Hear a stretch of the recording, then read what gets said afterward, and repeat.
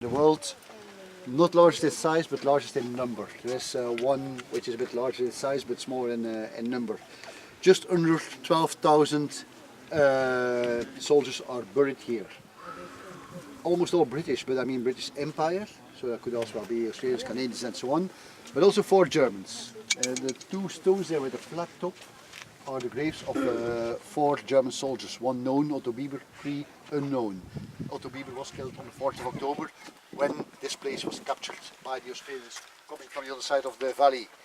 I said just under 12,000 soldiers buried here.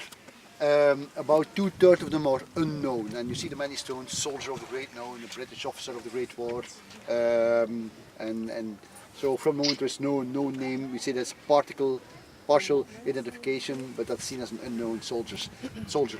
In addition to the just under 12,000 graves, there are also roughly 36,000 names of missing soldiers on the memorial, the wall there, all the white tablets. Missing soldiers doesn't mean they don't have a grave. It means they don't have a known grave. And the soldier there of the Great War, for example, his name will be whether on this memorial or on the main gate, which are the 2, and there are some smaller memorials, but that are the 2 main in this area. This one, 36th, the main gate, and I think you'll go there this evening probably, or you went yesterday, I don't know. Roughly 54,000 names of soldiers who have no known grave. The principle, and I mentioned that before in this tour with the Brits, is that every British soldier should have his name on one official British memorial or grave. So whether it's this or it's a memorial. That's the general principle. The cemetery started during the war on the 4th of October. The Australians are capturing the ground, including the bunkers which are on this land. And the Germans had changed their approach, the way how they fought the war. Initially they were very aggressive, but after the Battle of Verdun and the Somme, late 16, they start realizing that if they will continue to fight the war and lose a man for a man and a gun for a gun, that they will lose the war because they have less resources. So somewhere near the end of 16, they're changing their way of fighting from a very aggressive to a very defensive way of fighting. They will still attack if they're sure they can win, but if not, they will defend. And the rationale behind that is that this cannot go forever. Sooner or later we have to speak with each other. And we have the best cards in our hands because we have Belgium and we have a large part of France. So in the end it will be give and take, but we can give and take. So they were more aiming at maybe negotiations, which also have been attempted, but it went wrong because the Germans never wanted to give up Belgium.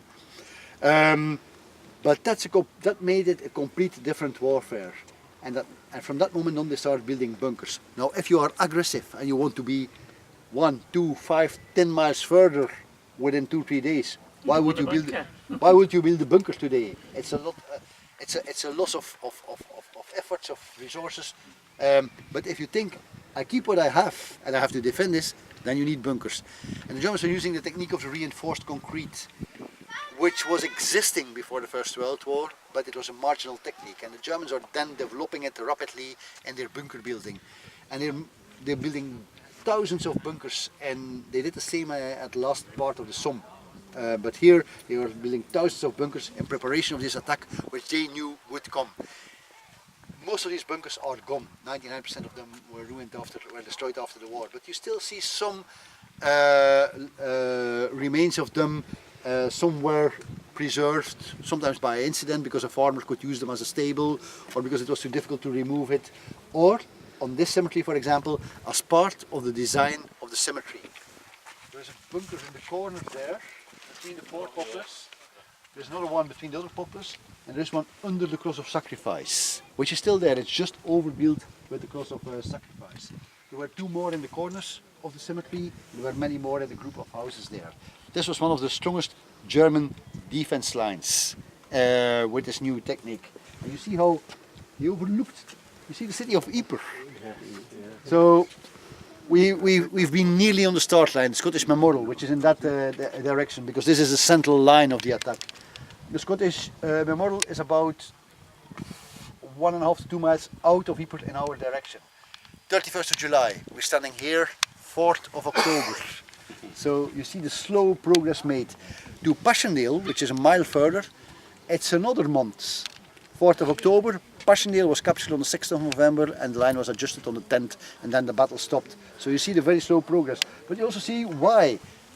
You don't need to be a soldier to understand how important this is. With only 2 machine guns, you can hold up almost the whole battalion here. Because you covered the whole valley. And the Germans realized that very well. Now on the 4th of October the Australians did a very successful attack for a number of reasons. Captured the ground, are continuing till just beyond the parking where our coach is parked. And the same story as Essex Farm, John McCrae.